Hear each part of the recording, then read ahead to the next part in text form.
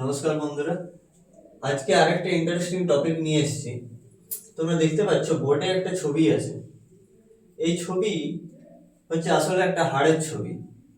এখন তোমাদের মনে হতে পারে যে আমি তো অঙ্কের উপরে কথা বলা উচিত, কিন্তু আমি আজকে হাড় নিয়ে কি করছি।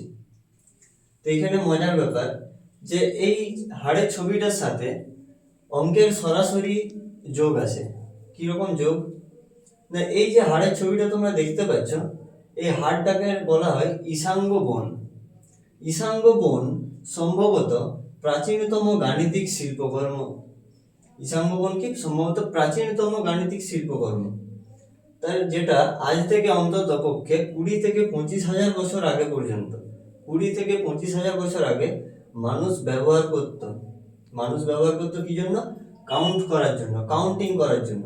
তাই জন্য তোমরা দেখতে পাচ্ছ যে এইভাবে আমাদের দাগ দেওয়া আছে, অনেকগুলো দেখতে পাচ্ছ, লম্বা লম্বা দাগ দেওয়া আছে।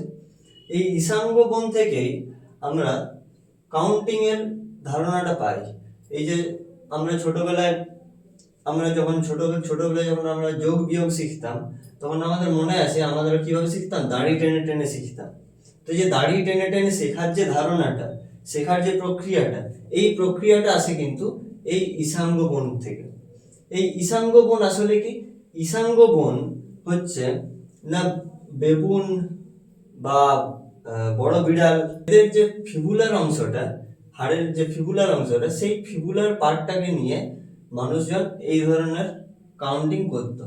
এই জিনিসটাকে প্রথম মানুষের সামনে নিয়ে আসে, এটা লুকানো ছিল। জিনিসটাকে প্রথম 1950 সালে হাইনসেন দি ব্রকট নামের বেলজিয়ান জিওলজিস্ট এই জিনিসটিকে প্রথম আমাদের সামনে নিয়ে আসে। তো বন্ধুরা, তোমরা কমেন্ট করে জানাও যে কেমন লাগলো আজকের এই টপিক। ধন্যবাদ।